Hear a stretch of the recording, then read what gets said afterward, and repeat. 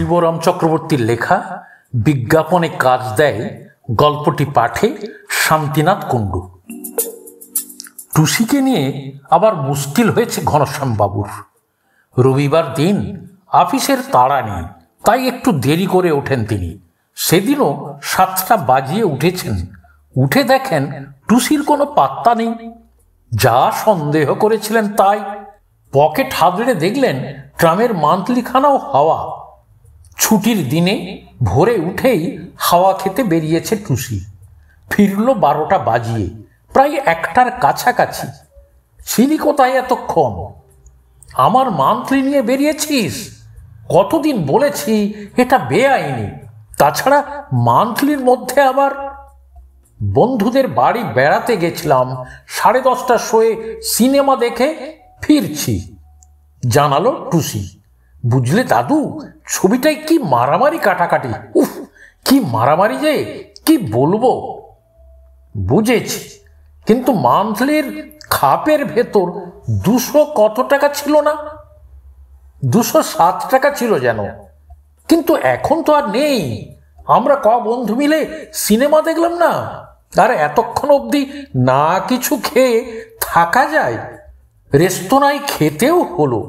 বেশি খাইনি দাদু, 1খানা করে মোগলাই পরোটা আর 1 প্লেট করে কষা কারি। কেতার্থ করেছ, এখন দাও তো আমার মান্থলি আর 200 টাকা। পকেটে হাত দিয়ে টুসি আঁতকে ওঠে। ও মা, কোথায় গেল মান্থলিটা? এ পকেট ও পকেট হাতড়াই, প্যান্টের পকেট পর্যন্ত। না, হাফ প্যান্টের পকেটেও তো নেই। নিশ্চয়ই পড়ে গেছে কোথাও। ট্রামেই পড়েছে নিশ্চয়ই। 2খানা 100 টাকার নোট ছিল যে রে, আর খুচরো 7 টাকা। 7 টাকা নেই বলেছি তো। 200 টাকাই রয়েছে যেন। রাগে উতলাতে থাকেন ঘনশ্যাম। পড়ে গেছে না হাতি? বন্ধুদের কেউ হাতিয়ে নিয়েছে নিশ্চয়ই। যা সব বন্ধু, নয়তো কেউ পকেট মেরেছে নির্ঘাত। আমার বন্ধুরা তেমন নয়, টুসির প্রতিবাদ। তারাও আমায় খাওয়ায়, সিনেমা দেখায়, তাই আমিও তাদের দেখালুম। আর আমার পকেট মারবে এমন কেউ জন্মায়নি এই কলকাতায়। তুই নিজেই তো একটা পকেট মার। আমার পকেট সাফাই করাই তো তোর কাজ। বদ ছেলেদের পাল্লায় পড়ে দিনকে দিন উচ্ছন্নে যাচ্ছিস। তোকে আমি ত্যায্য পুত্র করব। ত্যায্য পুত্র কি করে হবে দাদু? আমি তো তোমার পুত্র নই। ত্যায্য নাতি করে দেব তোকে। ত্যায্য নাতিও হয় না দাদু, শুনিনি কোনো কালে। হয় না, হবে। হলেই দেখতে পাবি আমার সব বিষয় আশয় থেকে বঞ্চিত করব তোকে। বিষয় আশয় আমার চাইনি দাদু, ও নিয়ে আমি কি করব? বলে টুসি। সত্যি, দাদুর বিষয়ের কোনো আশয় সে করে না। সে বিষয়ে তার উৎসাহই নেই। কেবল দাদুর পকেটটাই তার লক্ষ্যস্থল। সেই সম্বল বজায় থাকলেই ঢের। আমি তোর অনেক অত্যাচার সয়েছি, কিন্তু আর না। আজই আমি খবর কাগজে বিজ্ঞাপন ছাপিয়ে সবাইকে জানিয়ে দিচ্ছি যে তোর সঙ্গে আমার আর কোনো সম্পর্কই নেই। এক্ষুনি আমি চললাম কাগজের আপিসে। খবরের কাগজে যাচ্ছই যখন দাদু, তখন ওই সঙ্গে মান্থলিটার জন্যেও একটা বিজ্ঞাপন দিয়ে দাও না। এই বলে যে যদি কোনো সদাশয় ভদ্রলোক আমার মান্থলির টিকিটটি খুঁজিয়া পান, তা হইলে দয়া করিয়া চেয়ে আমি বুঝবো। তোমাকে আর উপদেশ দিয়ে আমার মাথা কিনতে হবে না। কেন পাওনি তুমি একবার খুঁজে? সেই যেবার হারিয়ে গেছিলাম রাত দুপুরে তোমার কলিকের ওষুধ কিনতে গিয়ে, খবরের কাগজের বিজ্ঞাপন দিয়ে পাওনি আমায় তুমি? বিজ্ঞাপন দিতে না দিতেই তো পেয়ে গেছিলে আমাকে। বিজ্ঞাপনে কাজ হয় দাদু। সে কথা কানে না তুলে ঘনশ্যাম বেরিয়ে পড়েন। খবর কাগজের আপিসে পৌঁছে বাল্যবন্ধু বটকৃষ্ণর সঙ্গে দেখা। এই যে ঘনশ্যাম ভাইয়া যে, অনেক দিন পরে দেখা, তা এখানে কি করতে শুনি? সুধান বটকৃষ্ণ। একটা বিজ্ঞাপন দিতে এসেছি ভাই। বলো না আর, বকা ছেলেদের পাল্লায় পড়ে নাতিটা আমার গোল্লায় গেছে। বিজ্ঞাপন দিয়ে ভাবছি ওকে ত্যায্য পুত্র করে দেব। ত্যায্য পুত্র বা ত্যায্য নাতি যাই বলো। ও বাবা, এই যে দেখছি নাতি বৃহৎ ব্যাপার। বটকেষ্ট অবাক হলো। পুচকে একটা নাতিকে নিয়ে একটা বৃহৎ কাণ্ড বাঁধিয়েছ দেখছি। নইলে ছেলেটা মানুষ হবে না। বাপ মা মরা ছেলে অসৎ সঙ্গে মিশে অধঃপথে যেতে বসেছে। ওই বিজ্ঞাপনটা দিলে ভাবছি ও শুধরবে।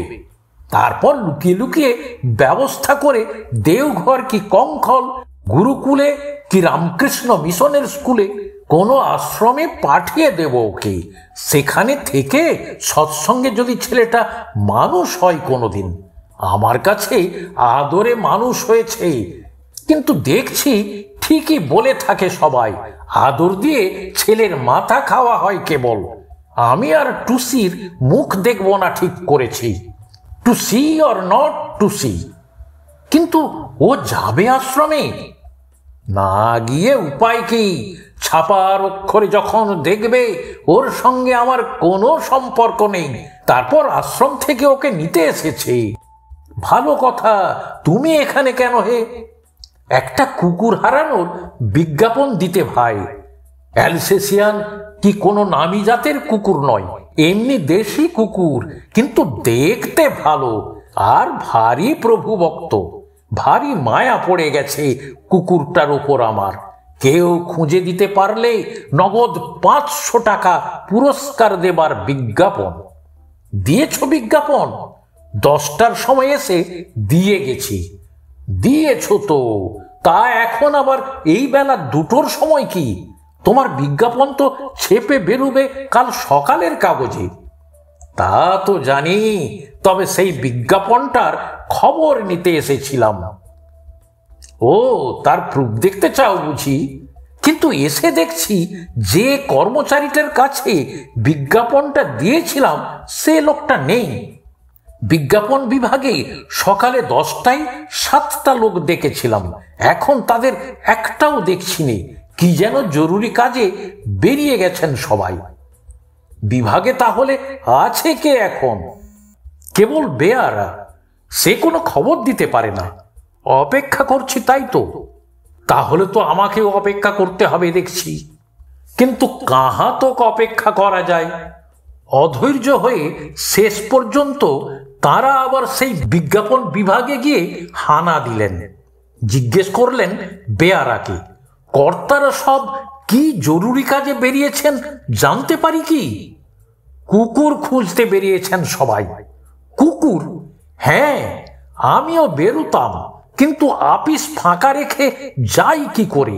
কুকুরটার জন্য নগদ 500 টাকার বকশিস আছে মশাই।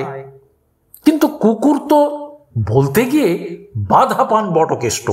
ঘেউ ঘেউ করতে করতে বিজ্ঞাপন বিভাগের এক কর্মচারী এসে উপস্থিত।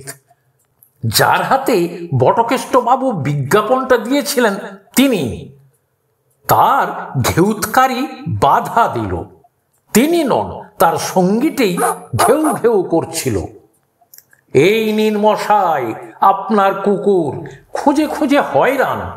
বলেন ভদ্রলোক, এবার পুরস্কারটা বার করুন তো দেখি।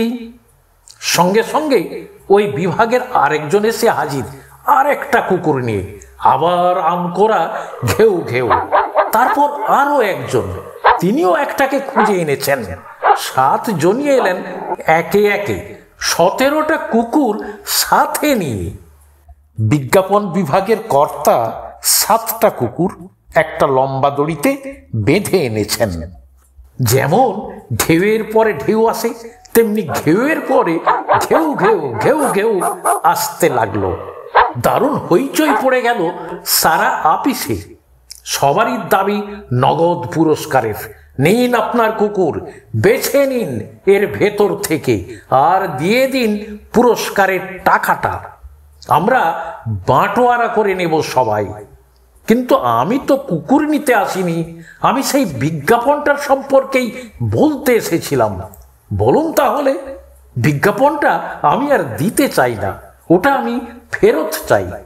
বিজ্ঞাপন দিতে না দিতেই কুকুরটা আমার ফিরে এসেছে, নিজের থেকেই কখন এসে গেছে। বিজ্ঞাপনে কাজ হয় বলছিল টুসি, মনে পড়ে ঘনশ্যামের। ফিরে এলে চলবে কেন, এসব কুকুর এখন কে নেবে তাহলে? বিজ্ঞাপন বিভাগের ভদ্রলোকেরা প্রশ্ন তোলেন, আর আমাদের প্রাপ্য পুরস্কারেরই বা কি হবে? কুকুর তো আমরা এনেছি, এখন নেওয়া না নেওয়া আপনার মর্জি। সব এরা দেশি কুকুর, নেড়ি কুত্তা, যেমনটি আপনি চেয়েছিলেন। কিন্তু এদের তো আমি চাই না, বোঝাতে যান বটকেষ্ট বাবু। আমার নিজেরটিকেই চাই। দারুণ ঘেউ ঘেউ শুনে এর মধ্যে আপিসের বড় কর্তা বেরিয়ে এসেছেন। এখানে এত হট্টগোল কিসের? এসেই তিনি তম্বি করেন, ইনি এর কুকুর সব নিয়ে যেতে বলছি একে, ইনি নিচ্ছেন না কিছুতেই। নিয়ে যান আপনার কুকুরদের, হুকুম দেন বড় কর্তা। দারোয়ান, ইন লোককো নিকাল দেও। দারোয়ানেরা এসে দড়ি সমেত কুকুরগুলো বটকেস্টের কোমরে জড়িয়ে দেয়। নিয়ে যান মশাই আপনার কুকুর, আপনি আমাদের চাকরি খাবেন দেখছি।